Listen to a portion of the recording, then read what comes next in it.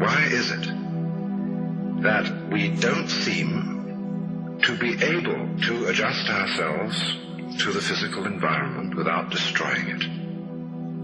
Why is it that, in a way, this culture represents in a unique fashion the law of diminishing returns, that our success is a failure, that we are building up, in other words, an enormous technological civilization which seems to promise the fulfillment of every wish almost at the touch of a button. And yet, as in so many fairy tales, when the wishes finally materialize, they're like fairy gold. They're not really material at all.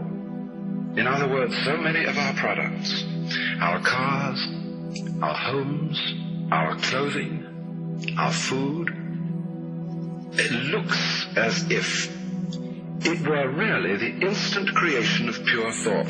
That is to say, it is thoroughly insubstantial, lacking in what the connoisseur of wine calls body. And in so many other ways, the riches that we produce are ephemeral. And as a result of that, we're frustrated. We're terribly frustrated. We feel that the only thing is to go on getting more and more. And as a result of that, the whole landscape begins to look like the nursery of a spoiled child who's got too many toys and is bored with them and throws them away as fast as he gets them, plays them for a few minutes. Also, we're dedicated to a tremendous war on the basic material dimensions of time and space. We want to obliterate their limitations. We want to get everything done as fast as possible. We want to convert the rhythms and the skills of work into cash, which indeed you can buy something with, but you can't eat it. And then rush home to get away from work and begin the real business of life, to enjoy ourselves. You know, for the vast majority of American families, what seems to be the real point of life, what you rush home to get to, is to watch an electronic reproduction of life. You can't touch it, it doesn't smell, and it has no taste. You might think that people getting home to the real point of life in a robust material culture would go home to a colossal banquet or an orgy of lovemaking or a riot of music and dancing. But nothing of the kind.